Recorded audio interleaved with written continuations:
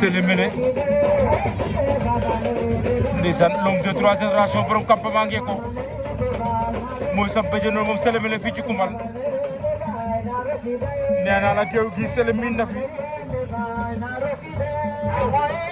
fii géewam la maa la ko wax su fi daan dugg fi loo daan dëgg Messi la Sélémélé ngoog samp na ba jël moom Sélémélé ko di Messi nee naa l'homme de 3 générations laa ko dippee jaloor ko def Sélé def na ko ci géew bi maa la ko wax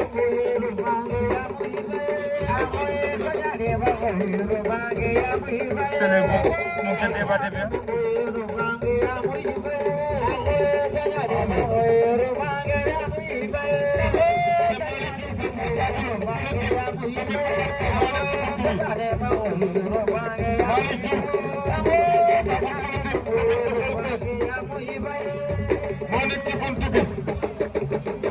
Malick Diouf responsable politique commune bu Khelcom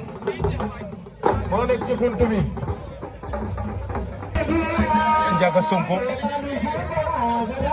mbaa nga naan ordi bu bayax mooy samp béjjën noonu ordinateur bu bayax samp na béjjën fii ci Koumbal maa la ko wax ak nangu wàllu moom Ndiaga Sonko nee ren lañ ko fi gis waaye de bem fi wàccee ba léegi fu lamb am day wàcc waaye Itel Mobile doomu fara buku bi moom tamit samp na béjjën kon Itel doomu fara buku mbaa ngi noonu mooy samp béjjën noonu la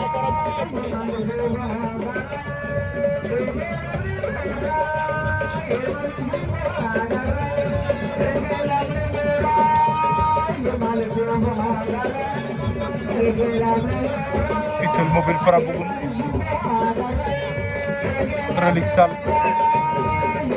dama seen mbër mi Itel a ngoog day yëngal